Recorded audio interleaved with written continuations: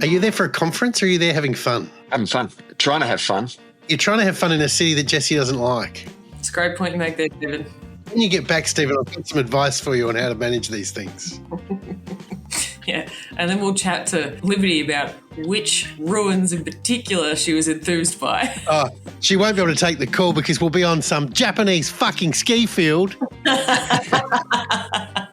So I do my 50th shit holiday.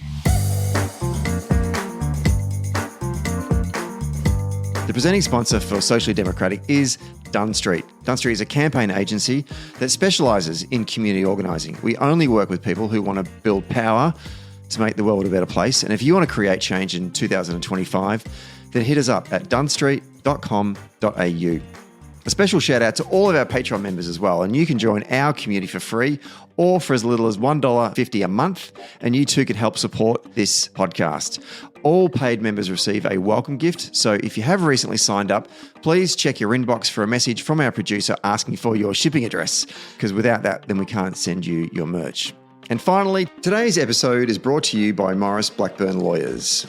For over a century, Maurice Blackburn has stood up for fairness, championing the rights of everyday Australians and shaping landmark legal reforms. Today, they're harnessing new technologies to make justice more accessible, more efficient, and more responsive to the needs of modern Australia.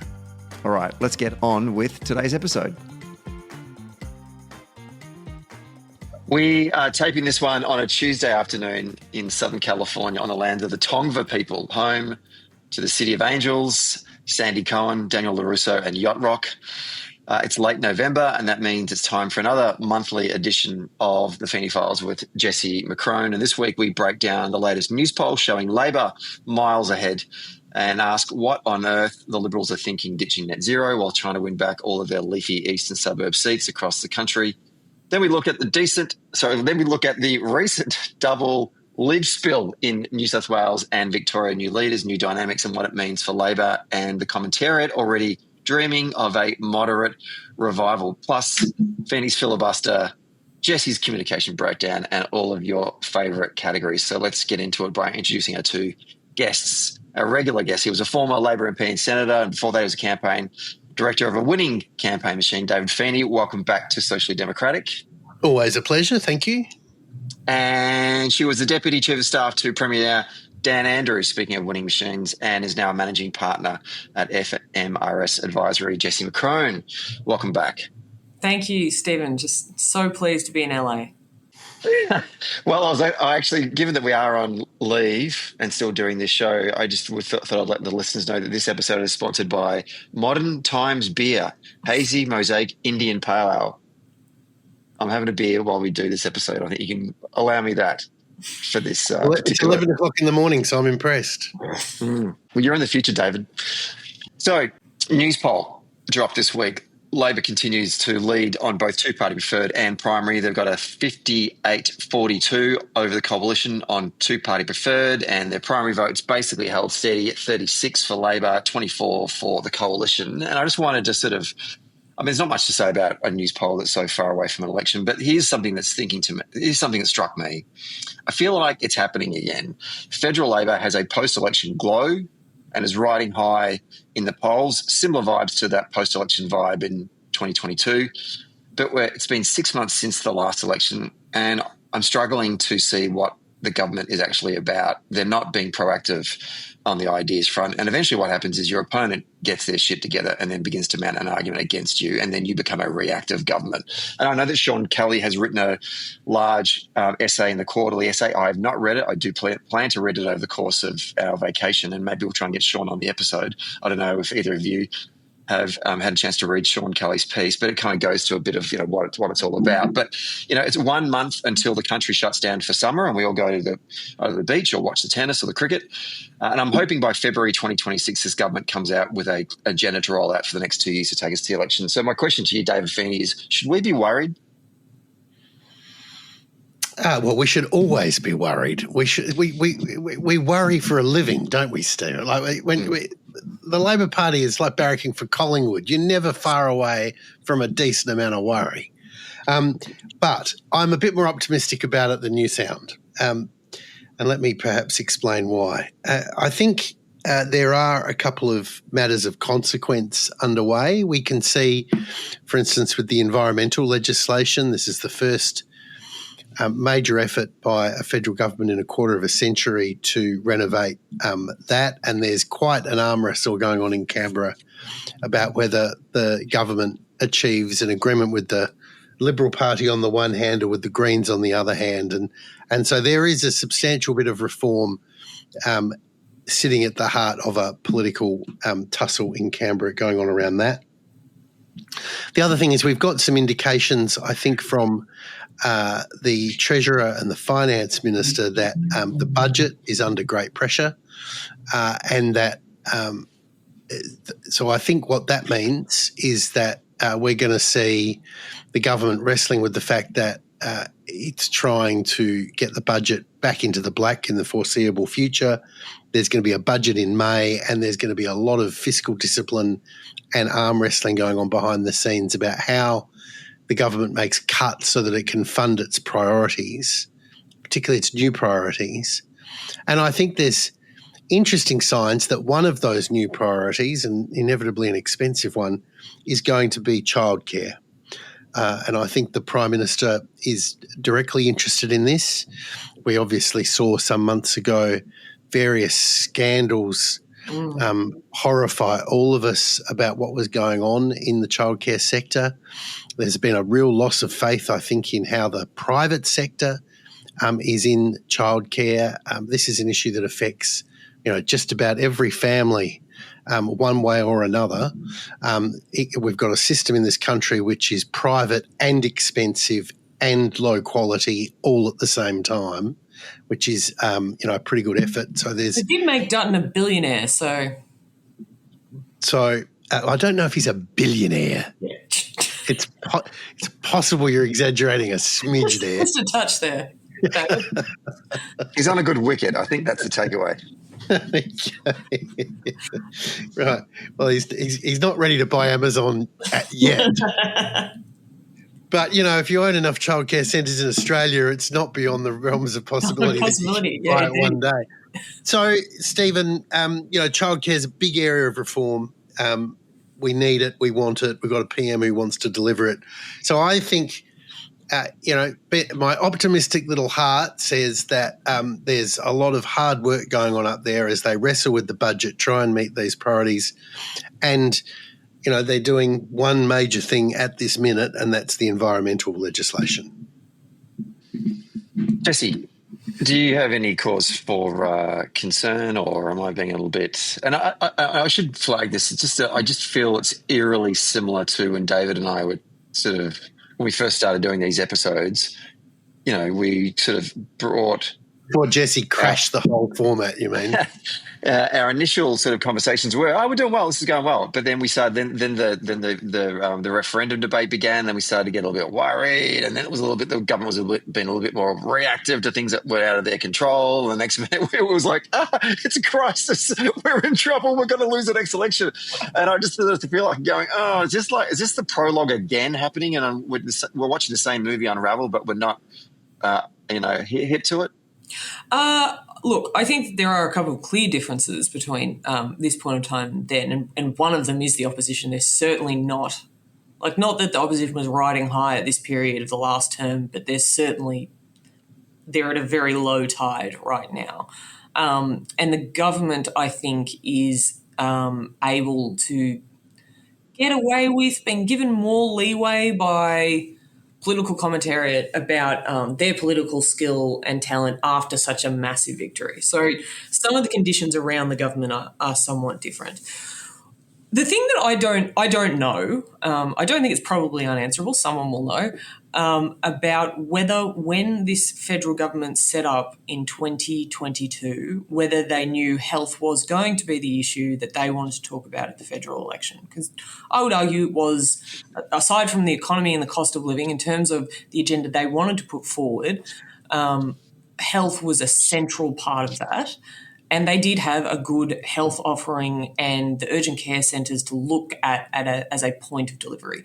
I don't know whether they decided in 2022 this is going to be our pitch for 25. These are the things that we need to achieve to make that a credible pitch before we go further on Medicare, or whether that sort of came together at the end because Butler had delivered what he wanted to and there were some good election commitments and was polling well. I hope that they have looked at what they want to offer at the next election and are working towards that. It is difficult to discern at this point what they would want the centrepiece of that election to be. Some other governments, I think it's been a little bit easier. Christodoulou in Queensland, I think you can clearly point to his law and order agenda, some of the stuff around the Olympics and debt as clearly the things he'd be hoping to talk about at the next election.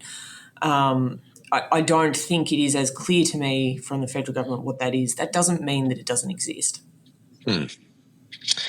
Well, to your initial point, Jessie, we don't have to worry about it too much right now because our opponents are too busy talking about themselves at a federal level. And this in this month, we saw the federal Liberal caucus meet for an entire day to discuss what their policy position on net zero targets would be. In the end, Sussan Ley appeared from the meeting to front the media and inform voters that they would not pursue a net zero target, and obviously not before we got all the insider information about how the debate went on. To you, David, first of all, think back to the carbon tax debates of that 2009 to 2013 period when you were in the federal Labor caucus and sort of tearing ourselves apart. Did you ever imagine in your wildest dreams that the climate policy would eventually become the third rail of Liberal Party politics and discourse? Well, I mean, the thing that just drives me to distraction is how unintelligible the Liberal Party are on the issue of climate change. It just offends my professionalism. I mean, at least when you had that, political horror show led by Tony Abbott running around, they had a very simple message, no carbon tax.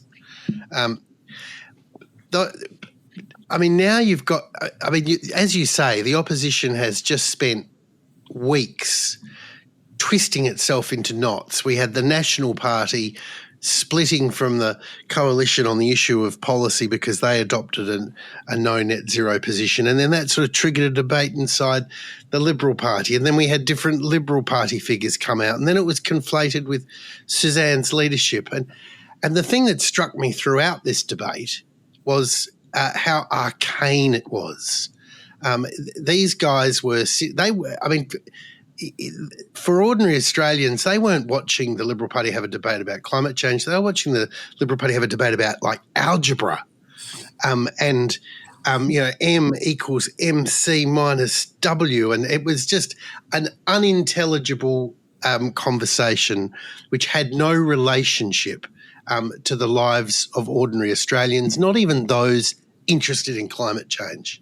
So at no point in the debate did a Liberal step forward and say the reason we're getting rid of net zero is because these sacrifices by ordinary Australians will make no change to our environment. Like they never nailed a message.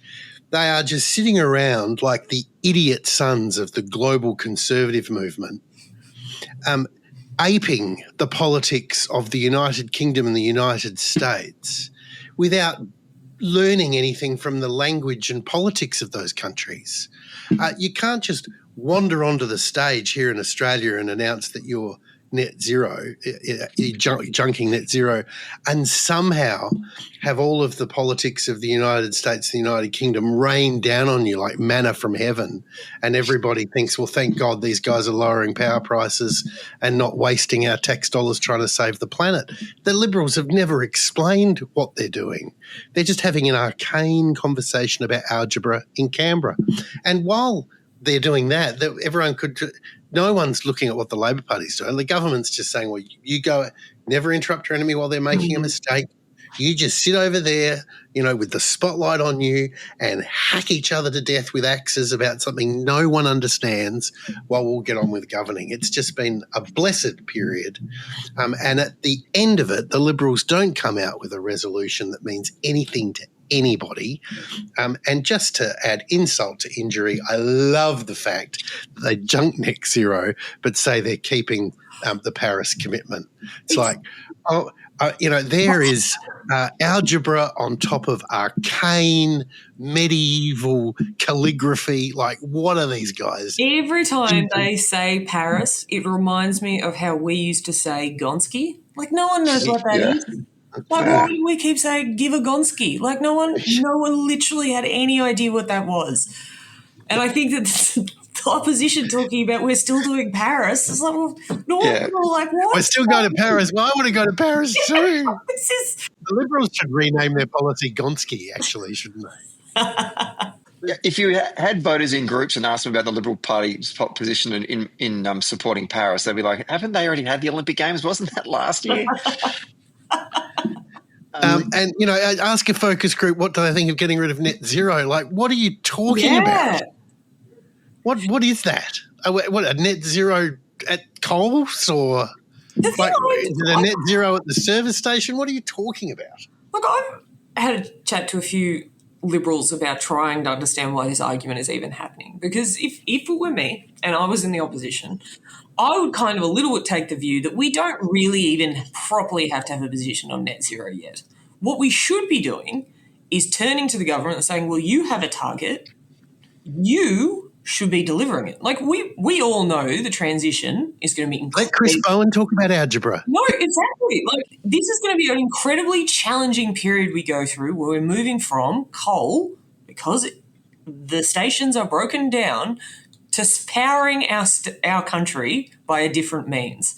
And there's got to be a lot of work done, a lot of infrastructure built, a lot of timelines hit. I don't quite understand. And a lot of explaining to do, which, frankly, I don't think Labor's ever done terribly well on this issue. Yeah, and there will be parts of different communities that have to go through the challenges of transmission lines in their backyard and all that sort of stuff, which I think is all manageable. But either way, I don't understand why the Liberals aren't saying, well, okay, you've got your target. Where's your plan to deliver it? You said this would be done. Why isn't it done? You said this would be done. Why isn't it done? And sort of build a bit of a platform as to why this plan isn't working and this is why there's another one. Like, if I was building the opposition to this, I don't understand why they think they need to have this well thought through plan now anyway. Be the opposition. It's a factional indulgence, isn't it? It's a proxy fight for their left and their right. Yes. And it's got nothing to do with the policy itself or the people of Australia. It's just about how left or right wing you are inside the Liberal Party. And they've mistaken 28 million of us for people who give a shit. And to your point, Jessie, if I was the Liberal opposition, I'd be asking the government, how are you going to keep the lights on? Yeah. And how are you going to keep prices down? Yeah. Because that's what the people of Victoria want an answer on, and you haven't been able to give us that with your transition, People in other states want the answer to that too. It's not even just Victorians, although we are the smartest, so we'll probably ask first. Touche. Then politically, Jessie, with this position on climate for the federal Liberals, how do they foresee winning back all of these seats in the sort of the outer suburban, leafy eastern suburbs of our major cities, both Sydney, Melbourne, Brisbane, Adelaide, Perth? How are they going to win them back from Labor? How are they going to win them back from the Teals with this position, given that climate was such an important component to the votes of those socially progressive but blue ribbon former Liberal voters? I think it's an interesting challenge that they've created for themselves in this moment. Yeah, and there are many options for answers to that. I liken it a little bit to how the Labor Party had long arguments about how to and whether to defend seats under attack from the Greens. And I think particularly in the left faction of our party, there were parts of the left that were very happy to allow their factional foes to lose certain seats because they were therefore no longer in caucus as competition. That has been an ongoing paranoia from me for some time. Well, to be fair, the first seat that fell was the seat of Melbourne, which was the federal seat of Melbourne I'm talking about, 2010. That was the jewel in the crown of the socialist left faction, Lindsay Tanner's seat. Which part of the left is what I'm asking?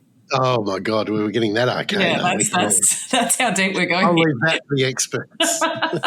No, and that's kind of my point about what might be playing out here. There are people in that caucus that don't necessarily want to win those seats back. They're looking at the kind of candidates that they need to have to win them.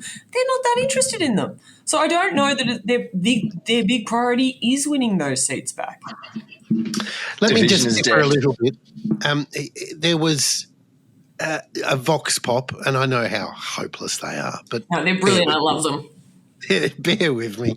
There was a vox pop done in the immediate aftermath of the Liberal Party starting this strange debate in Canberra, where the Teals, of course, came straight out saying, "Oh, this proves the Liberal Party should never win these seats back, and you should be stuck with us forever." And they did a vox pop in a couple of these seats, and I think I added it up, and they spoke to 6 people.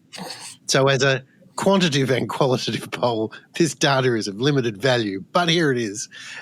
The 6 of them just weren't following it, didn't give a shit.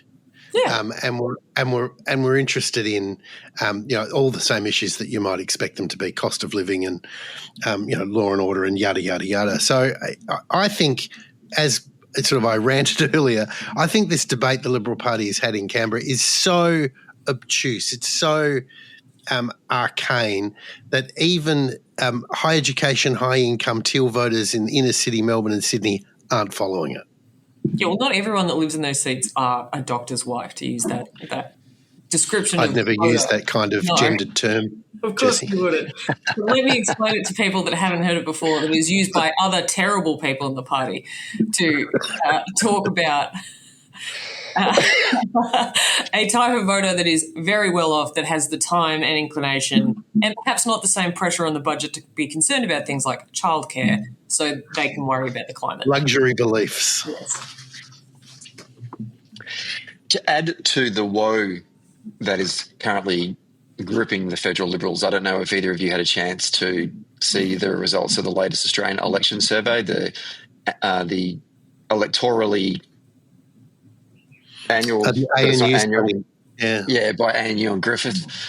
Some interesting reading that's come out of that, and I've quickly just had a bit of a look at it just before we went on air. Bad news for the Liberal Party. For the first time since the study began after the 87 federal election, Labor leads the Libs in preferred party on the economy.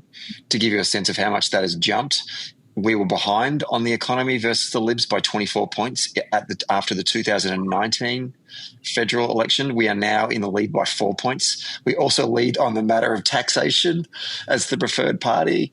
Like, that's us losing in health. Labor leads in the last election advocating a tax rise. Labor leads 9 out of the top 10 policy areas. Watching, my face is just frozen in one of abject horror and surprised at these numbers. Yep, 9 out of the top 10 policy areas, including cost of living and housing, is Labor leads the Conservatives. Those who would now identify as being either Labor, Liberal or non-partisan. Non-partisan makes up 25%. The Liberals are 24%. Non-partisan is beating the Liberals by 1 point. Now, we kind of knew that anyway. You don't need to do the study because you just look at the primary vote. But even still, like, if you're reading that this morning from the Tories, you'd be thinking, shit, we're structurally in a bit of a place here right now. We probably need to arrest it. So that little debate we had the other day about, climate probably isn't going to help us that much.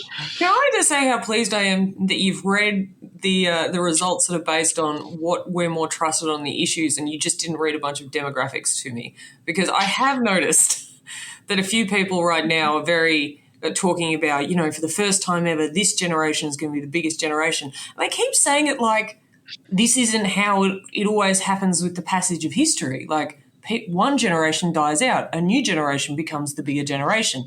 It is not a shocking part of politics. It has happened several times over the history of the Labor Party. It is a transition we've been able to manage.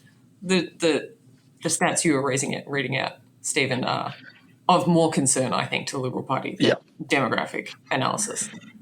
Yeah, a couple of other things I'd like to say about the Liberals in their contemporary environment. One is that there's been quite a bit of publicity about the One Nation vote.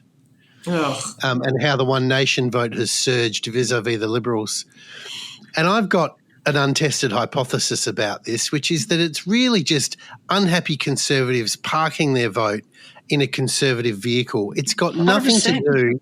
It's got nothing to do with I it. went and tested some of this hypothesis. I went back and had a look at some of the numbers.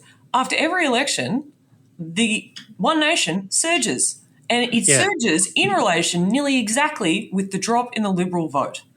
So this is not analogous to, reform election. or in the United Kingdom or, AFD or whatever. That's not what we're seeing here in Australia.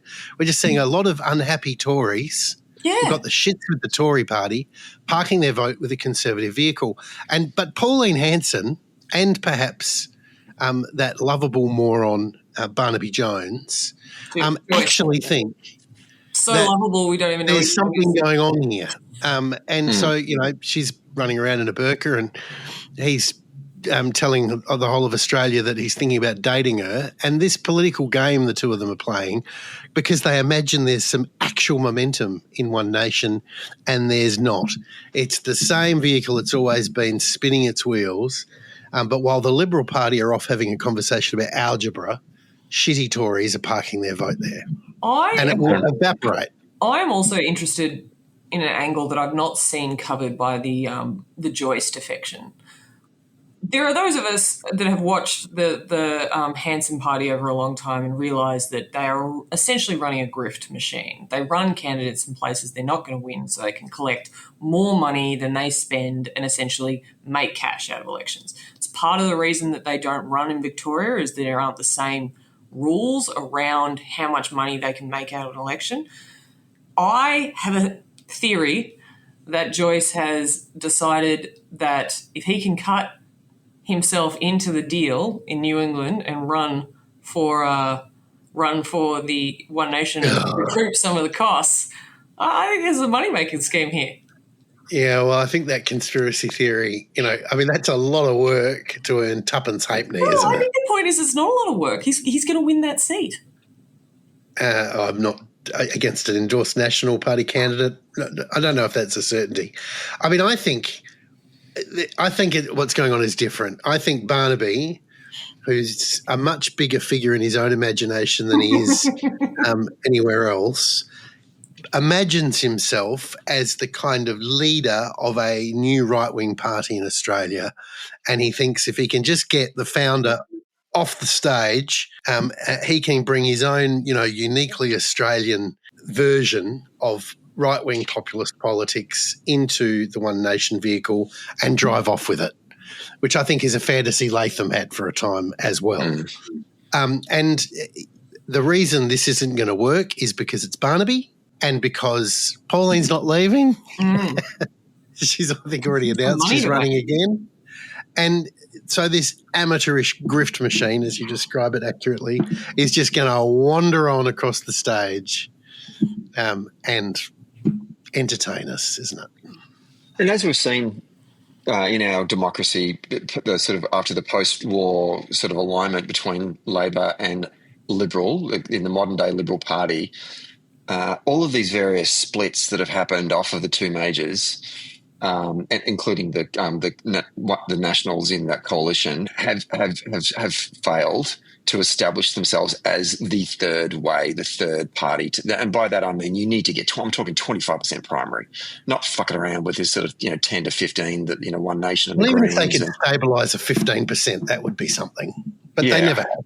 No, and we've had on the right hand side, we've had the Liberal Democrats, the Christian Democrats, the Conservative Party, One Nation, Katter, Family First, absolutely. It's a graveyard of centre to hard right parties that have just not been able to sustain, and it's because there's so many other reasons why that's the case. But one of them is it's really hard to start a party and sustain it and build culture. Well, if you're going to build a right-wing populist party around the Führer principle that the leader is everything, then what those parties absolutely need is a leader. And none of them have had one worth their salt, have they? No. None of those characters you just ran through the list of have caught the public imagination in any meaningful way. No. And also, I think the majority of Australian voters hang out in the centre and they don't want these fringe parties from either the hard left or the hard right. It's just not – their values don't align.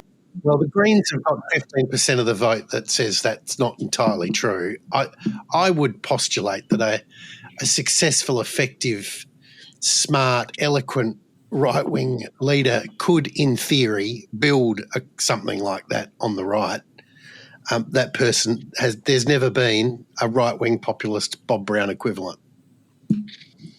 Yeah, and the Greens are a little bit different just because a lot of their vote is concentrated as well. I mean, where they've been able to actually win seats at a federal state level is where there's a high concentration of their vote. But they've built that vote as well. It's not something 20 years. That took them. They were only winning senators back in the day. Yeah. Do the Greens, the more radical they become, get less vote share? Or maybe they just plateau. Yeah. I think the foundations of the Greens party is built on a porousness that constantly rips, because there's part of the Greens party that wants to become politically successful, and that requires pragmatism. And there's part of the Greens party that wants to maintain its principled, moral high ground roots. And these two worlds do not align within that movement. And so when they start to get a little bit politically successful, it's required their leadership or their politicians to become slightly pragmatic. Their base gets upset about it. And then you don't see a rift, but you just see a bleed of their vote away to other groups. And that's how I think why you start to see the Victorian Socialists do reasonably well at a state level, because they're picking up votes from disaffected Greens voters. And I don't think the Greens could hold that group together and grow at the same time. Let's keep on just sticking the boot into the Libs for a moment. They had two spills, one in Victoria and New South Wales, all last week. In Sydney on Friday, the former Leader of the Opposition in the New South Wales State Parliament, Mark Speakman, was not technically rolled in a contested party room ballot because he resigned as the New South Wales Liberal leader, but was replaced by Kelly Sloan. And then earlier in the week in Victoria, the Liberals dumped their opposition leader, Brad Batten, for rookie MP Jess Wilson. Jessie, I'm interested, first of all, to you to compare these two new leaders' ascension to the Liberal leadership in their respective states. Is there a compare and contrast going on here? Yeah, so this is my comms sort of take for the week, because I am interested about two leaders, both coming from the Liberal Party. Kind of talk about, we don't talk to these voters enough, like women, millennials, like this is the group we've got to get back. Both of these opposition leaders theoretically are supposed to fill that mould of like trying to win back some of the leafier areas and being more palatable to the centre. So I think that in terms of those analogies, they're analogous. I thought what was really intriguing is the way the communications of both spills rolled out. In Victoria, it was a shock rolling, frankly. Members of the shadow ministry did not know what was happening when they were walking in. There were different messages going in. Sam Groth was still saying, who's still the deputy leader, that Batten had the numbers walking into the room. It was messy. Kim Wills even came out later that week and agreed it was a messy rolling. So I think in that sense, it was not super clean, and I don't think they ever because it was fast, they didn't seem to put a lot of meat around the bones about why it was happening. So people sort of were able to take their different views. Jess Wilson kept just saying, well, Liberal Party's made a decision. In terms of the media response, I thought it was interesting that The Age was sort of nearly first out with the story, and one of the first things that went out was the glowing puff piece, which I'm sure we'll speak about a little bit more later, about Jess Wilson and how she's millennial and she's going to be amazing. And certainly the media in Victoria are very excited about this new candidate and are trying to throw every goodwill its way. In New South Wales, you kind of it felt like they were conscious of how Kelly Sloan became the leader, so Speakman stepping down. They didn't want a knifing. It felt pretty organised. I would also say she came with a policy proposal, which was not a bad crack that she gave the telly, like the day she won. So the next day she's talking about an issue on her terms. She was talking about the removal of the rebate for IVF in New South Wales and calling on the federal government to reinstitute the baby bonus. But I think as a policy, like, it kind of spoke to the group that she purports to represent and a group of people that she's hoping to win back. And Jess Wilson, it took her about a week, and she's come out with this idea of this debt plan. She has done a bunch of interviews across the week. Raph Epstein's interview I thought was very good, where he kind of kept saying, look, every opposition keeps saying they can do things faster or better or cheaper. What specifically are you going to do about debt? And she kept talking about executive pay as though, like, sacking the department secretaries is going to fill in the debt problem. But then she came out with this debt commission, which I thought the Allen government did a very good job of turning it back and saying, well, we're not going to sign up to a cuts commission. And it's kind of just, she's hit all the stuff she needs to for the government to frame her up as a cuts person. And I look at the two ascensions, and I think the New South Wales leader is doing it better, but I think the media seem more behind the Victorian opposition leader. That is my analysis. Yeah, that's interesting. Thank you, Jessie. David, what are your thoughts on the new opposition leader here in Victoria, Jess Wilson? Yeah, well, firstly, I didn't think the transition was quite as messy as Jessie described. I think it was messy in the way Jessie described in terms of what actually happened. But in terms of what was the perception from the onlooker, it happened pretty swiftly, and the outgoing leader was generous in his remarks. He was. And so she took over. You know, it wasn't the culmination of a long period of public bloodletting. Obviously, privately, they've been a goddamn debacle for ages. But I mean, the Victorian Liberals have been so bad that even their debacle hasn't been getting much publicity. So this did come out of the blue to some extent. So I think she was installed reasonably swiftly, reasonably painlessly. With some generous remarks from her opponent. She then did something straight out of the gate, which left me utterly puzzled when she said that, and we're not just going to keep talking about law and order, we're going to broaden our offering. And I thought, what?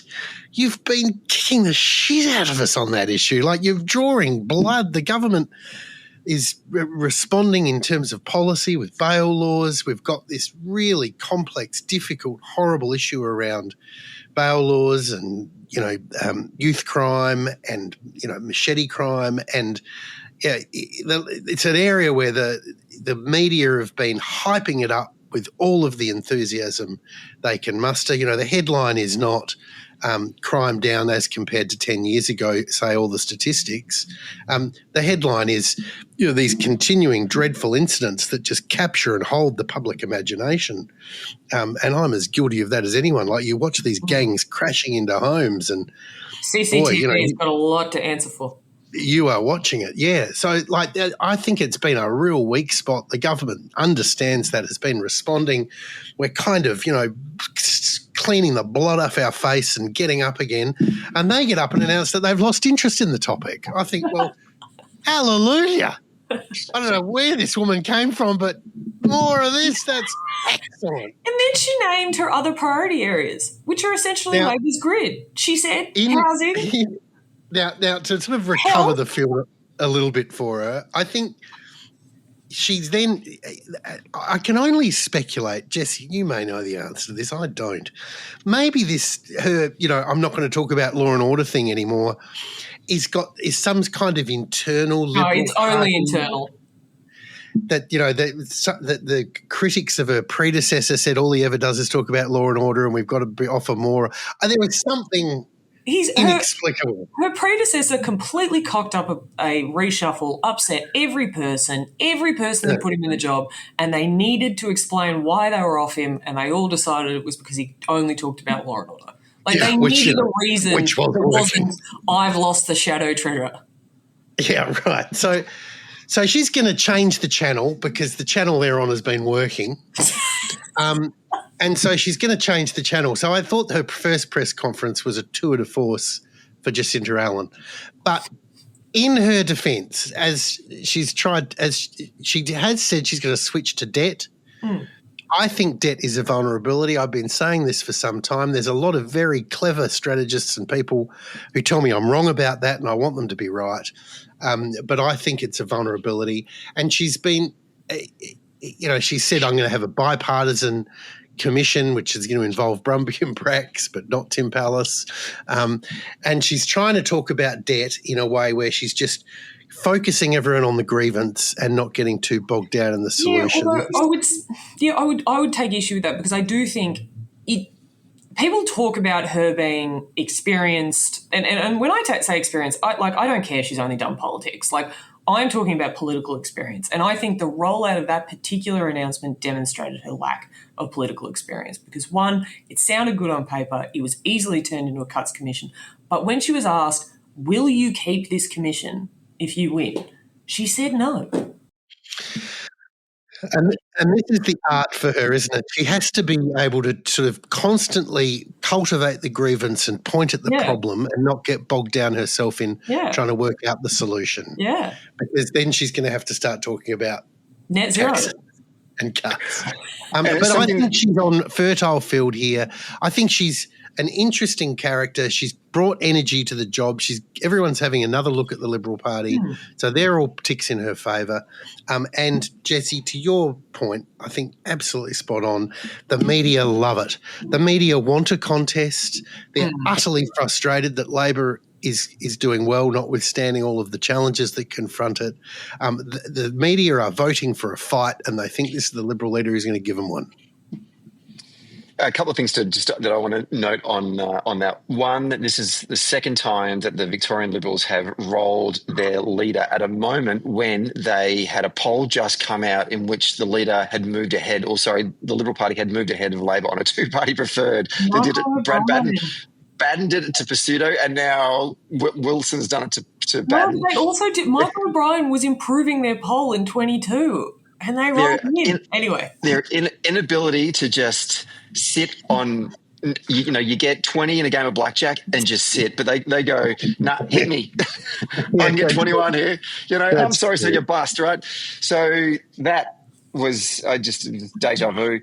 The second thing I thought about was, and we'll go to the honeymoon stuff in a minute. But as I said before, she's a rookie MP. And when I mean rookie, I mean by the actual definition, this is her first season in the NBA. This is her first time she's been playing this game. And to put that kind of pressure on a rookie MP to turn around your party's fortunes after being out of government for however long is asking a lot. And she's going to get a honeymoon right now, but eventually pressure will really come on hopefully from the media, but we'll see. But certainly from voters. And if we've learned anything from the last, 10 years of the Liberal Party in Victoria, her own caucus, trying to keep that ship together in itself will be difficult. And when the cracks start to appear, that is going to be a real test for her leadership and to work out whether or not the Liberal Party have actually changed, or are they just going to be the same old Liberal Party that whenever they got a problem, they'll just change jockey. Yeah. And I just it's a wait and see situation for me right now. I thought it was interesting, because we're in LA, we're living life on delay. But when we saw her make that announcement about that bipartisan debt commission and inviting, making it bipartisan by asking former premiers John Brumby and Steve Bracks to contribute, and she had to nominate two duds on the Liberal Party side, I would have responded by going, we'll have a commission if you can actually get some decent people to stand up from your side. We're not having a commission with your duds in the meeting when you asked two former premiers of our state. But, you looked at that and you went, but it is interesting, right? It's different. It's something different coming out of the Liberal Party in Victoria for the first time. So I thought, exactly. Right, this is a bit sharp, right? And I actually was wondering, how's Labor going to respond? And I actually kind of liked the response. And I think, Jessie, you and I talked about it this morning. We were like, this is a good response from the government saying, I'm not going to have a commission where you're going to talk about how you're going to make more cuts. We're just not going to do that. And it's good to see us back on our ground, our strong ground again. And my question to both of you, maybe I'll go to you, Jessie, first, and then after, is how's Labor going to how do you respond to a new leader Because do you just say, here is our strategy and we're going to continue to work towards that because these are the yardsticks, the goals that we want to work towards between now and November next year? Or is there a need for adjustment? Is there a need for going, okay, we've got a different opponent here, so we just need to be a little bit more mindful of that? How do you play that? No, I think David's right to some extent that a new leader does give an opportunity for people to take a fresh look. So in that, just full stop, it doesn't matter who you're shifting to, it does open the door to a new consideration, and the government has to be mindful of that. But again, to go back to the 4 priorities that Jess Wilson pointed out as what she wanted to talk about, one was law and order, even though she just rolled a leader because he talked about it too much. The second was housing, the third was health, and the fourth was the economy. Now, the Labor Party has had a strategy about talking about health, housing, and the economy in terms of jobs, the economy in terms of the big build. I think that you won't need to massively adjust the strategy from a Labor perspective, because those are areas where not only are they delivering, they have a plan up until election day about how this will all play out. And if she wants to talk about things on their terms, happy days. I think that the housing stuff in particular, like you have half of the Liberal caucus, and not dissimilar to New South Wales, sort of upset about in their backyard how high rises and activity centres. I don't know how Jess Wilson's going to navigate that. Again, I think that the member for Vaucluse, as I'm sure she'll be named as the opposition leader in New South Wales for some time, has been better at managing that issue. I think that there won't be a massive change in strategy from the Labor government. They will be mindful about a few more things. They'll arguably exhale a little bit on law and order. I think that Jacinta Allen will have her covered. As you know, I'm one of a handful of Victorians that read a publication called The Australian. Let's talk about it, David. Yeah. Well, the Australian did a profile piece on Jacinta Allen just, 2 days ago, entitled "Why Unpopular Jacinta Allen is Still Victorian Labor's Best Hope." And it was fundamentally a very flattering piece. It was. And it sort of interviewed her, talked about her strengths. And I just thought this was an interesting juxtaposition to the position of the Age newspaper, which was breathless in its excitement for the new Liberal leader. But really, just to echo what Jessie said a moment ago, like Labor sticks to its message, sticks to its guns. It's got a formula and a leader, and it just marches on. The Liberal Party just got rid of a leader no one had bloody heard of, and no one can remember his name. And the trick will be to make sure that that's the fate of the current one too. I have a question for the panel. We've got a panel. Where's the panel? New South Wales and Victoria have now both put in a new leader who is a rookie. Kelly Sloan, also only elected in 2023. Is there another example in Australian political history where a first-term MP has won? Bob Hawke entered the parliament in 1980. I think that's right, and was Prime Minister by 1983. He was a rookie MP. Probably not analogous, because a couple of people had heard of Bob Hawke. Yeah. He was vaguely famous when he went in. He was a bit. So that's the exception that proves your rule. Because Campbell Newman was able to be the rookie from the outside. Like, I don't have to answer a bunch of this because I'm not even an MP yet, and that's why you like me. But he was the mayor, I think. Mayor of Brisbane. He was the mayor of Brisbane. Anyway, it is intriguing that the oppositions in 2 major states have gone with this strategy. It's a desperate move, though. It's a sign of desperation, isn't it? I mean, they looked around the room and thought, our best chance is a rookie MP no one's heard of. It does scream, you haven't been here long enough for people to hate you enough for us to all get behind you. That's what it screams. Well, isn't it an acknowledgement too that the state parliamentary Liberal Party just desperately needs some renovation? Like, I have made this point over and over again. You know, we can bemoan the quality of people going into the parliament, but the political force that suffers from this the most is the Conservatives. They're just getting too dumb for the sport. It's now time for Feeney's filibuster. David, what's your filibuster for this month?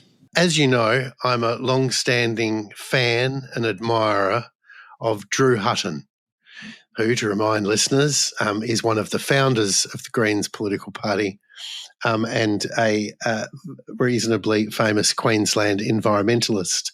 And Drew has been involved in a ferocious fight for justice inside the Greens party, where he found himself at odds and foully betrayed by his longtime friend and protege, Larissa Waters. The headline is "Greens offer to reinstate me, but it's not enough," says co-founder Drew Hutton. And as I read about the expelled Australian Greens co-founder Drew Hutton having taken the Greens to court, and the court having found that various parts of the way that the court dealt with him and his co-accused, there had been mistakes in procedural fairness, I was reminded of two things.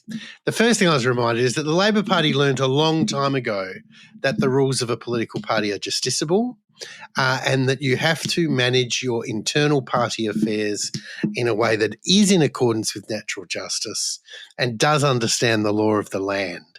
You cannot live out your Maoist fantasies in the because people in the Labor Party have tried, God only knows. You cannot live out your Maoist fantasies inside a open and democratic organisation whose rules are justiciable. And this lesson is now being learnt about 80 years later by the Greens Party, who are discovering that their rules are justiciable, and that the Greens have now been forced to offer Drew Hutton and his compadres their life membership back.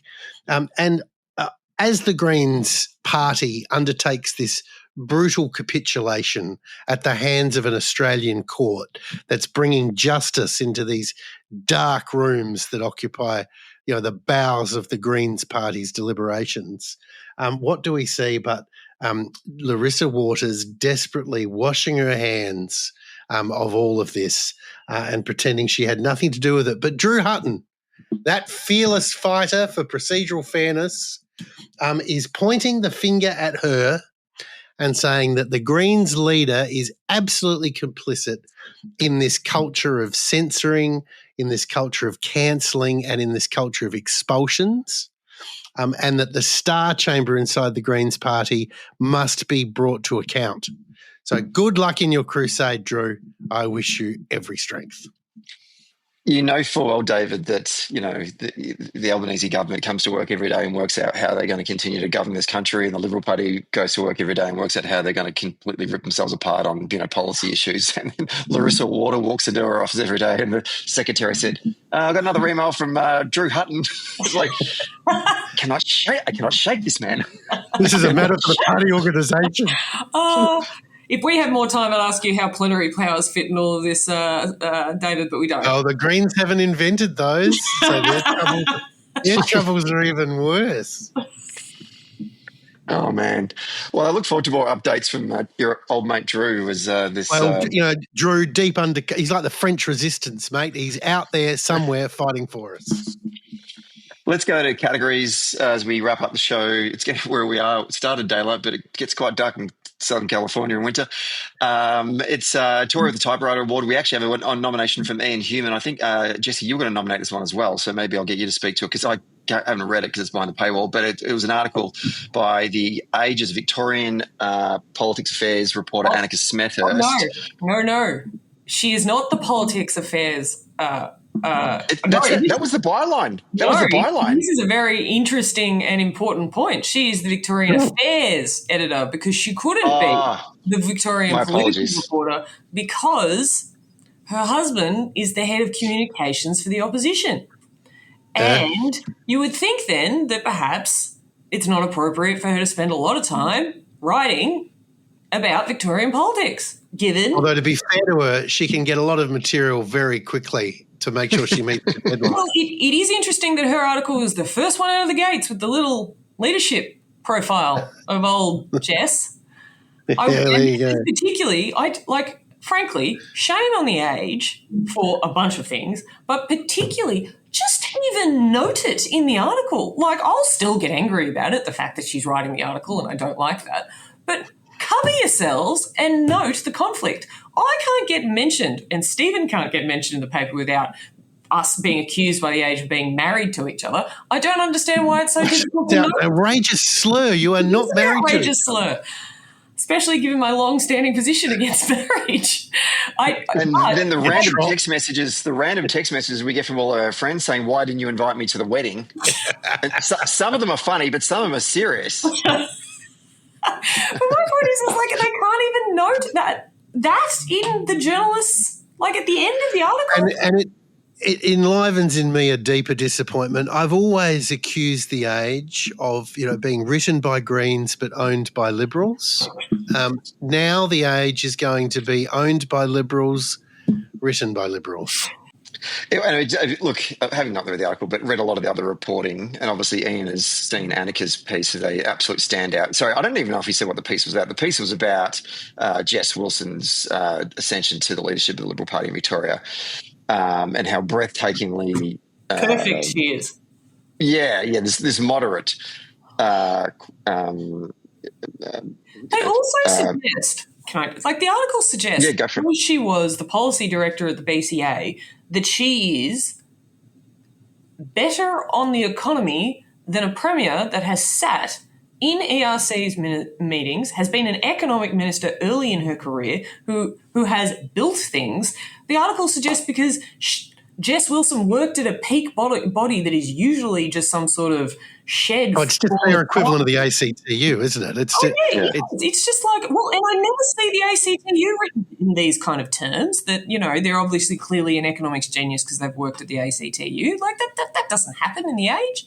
Anyway, I like... The whole thing was just breathtakingly. I also don't like the idea that just because Jess Wilson is a millennial, she's immediately going to appeal to millennials and they're going to think that she is the answer to her housing problems. It just shows a breathtaking misunderstanding of how politics. Is it positive that she's 70 years younger than the average Liberal Party member? I'm sure, until the caucus. Anyway. Did you see that statistic come out recently where it said the average age of a Liberal Party member is 72? Which makes our membership look like spring chickens. I know. I would have taken the overs on that. I would have thought it would have been higher, but there you go, 72. And that's how long it takes to become a member of the Australian Labor Party. Very true. Yeah. It's not funny though. No, it's not. It's funny because it's true. Melbourne in over my head award nomination from Jerry, another one of our great Patreon subscribers. He's nominated Kier Starmer, and he said, I think I'm doing this for the third time. He said, not long ago, John McTiernan was insisting to Stephen on the podcast that UK Labor was making all the right decisions and merely communicating them badly. Fast forward to 2 months, and he's now declaring that Labor needs a whole new direction and is openly pushing for Andy Burnham to be the PM. It takes rare talent to steer events so wildly that the Greens start outpolling Labor and LABOUR. The first nomination was simply about him having a very rough start. The second was a genuine question: could this be a one-term government? Now the question is, could this be the last ever UK Labor government? If Albo died, I can see at least 5 MPs that are PM ready in Australia. However, Kier Starmer, it's a long line of muppets, and he's used a very good English colloquial derogatory term there. You're nothing but a muppet. So he's nominated Kier Starmer. I don't know, David, you got thoughts on the Starmer Labor government? Well, maybe it's been a while since we've spoken about it. What do you think? Yeah, you remember after you did that interview, I came on and did a rant about why the UK Labor Party were completely unable to diagnose their own problems. And listening to that question, I feel like all the answers are in the question. I completely agree. I think that this government in the United Kingdom has been a disaster. It is on a road to it's still basically 3.5 years until the next election in the United Kingdom, and we can make an early prediction, and that is that with Kier Starmer they have no hope of being elected.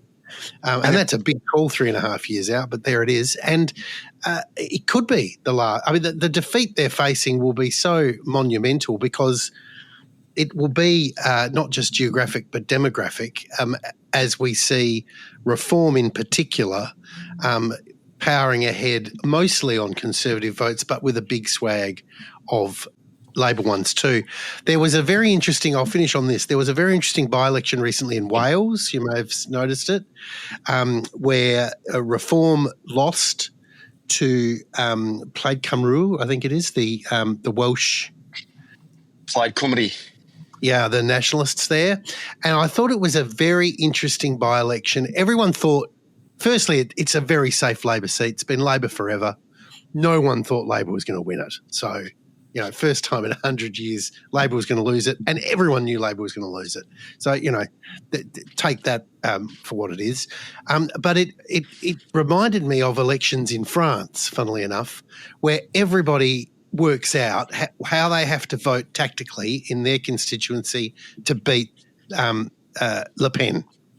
So you see Le Pen in round one get 37% of the vote and favourite in the second round, and then you watch all of the centrists and all the socialists conspire across every corner of the land to come up with a combination which can beat the Le Pen candidate. And this is what they were doing in Wales, and it obviously worked as a coalition of anti-reform voters was assembled behind that nationalist.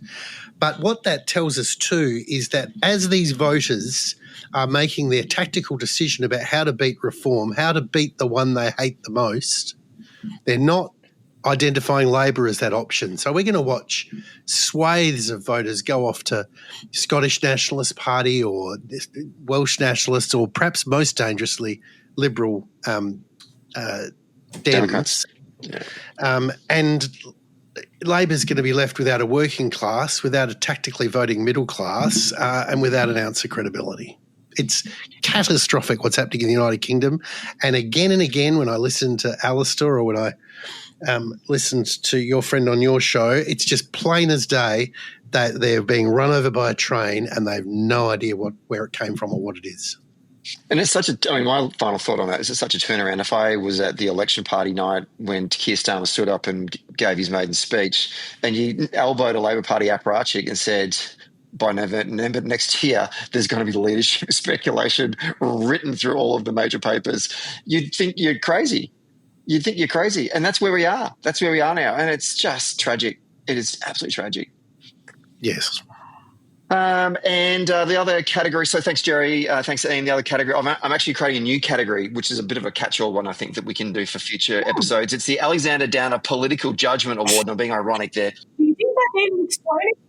Well, I'll explain it because Alexander Downer obviously has made a lot of poor judgment when he was the opposition leader. The speech where he talked about the things that matter, I'm not going to give them the quote that he said because it was absolutely appalling what he said. That was awful political judgment. The fishnet stockings, who thought that was a good idea? I don't know. But and there's more Alexander Downer ones he's had since then. Anyway. So I think he's Australia's longest-serving foreign minister. And the only person who was one of two, perhaps, who was there at the start and the end of the Howard government, served the whole time. There you go. So notwithstanding your apt criticisms, he's a Tory who did pretty well for himself. Well, my first nomination this week is, in terms of political judgment, how despicable, but also how desperate can Pauline Hanson be that she's now resorted to repeating stunts in Parliament? She's already done the burqa stunt previously, and I just felt like this was a moment of desperation in which she wasn't getting any more attention. That Australian politics had moved on into new spaces. You had the Liberal Party having a massive internal shit fight on net zero, and Labor's just doing their thing and getting ready for the end of the year. The Greens are worried about Mr. Hume, whatever his name was, Drew, whatever his name is, Drew Hutton, and no one's paying attention to Pauline. So what does Pauline do? I'm just going to dust off that burqa and put it back on again in the chamber of the Senate. Some of her followers go, yeah, you did this before and told us Sharia law was coming, and that was nearly 10 years ago, and we're yet to see it. Yeah, they watch YouTube videos of, Reform or Tommy Robinson or somebody in the United States, and they think, well, these are the issues I need to touch and the veins of opinion I need to touch, and they don't have the wit or the eloquence to sew it into an argument. They just make stupid spectacles of themselves. Frankly, the most surprising thing is that it wasn't a white capped outfit. I mean, if you are an ultra right-wing ethno-nationalist in Australia, you are being let down again and again by the poor quality of your leaders. We haven't got an ultra There is no ultra right-wing leader in this country worth $1.50, is there? The poor ethno-cultural white nationalists of Australia, they're leaderless. They're leaderless. They got some guy from New Zealand leading them. On that note, I think we've got hundreds of academics across universities searching for a fascist movement that just doesn't bloody exist. Okay, that is another episode of the Feeney Files with Jessie McCrone.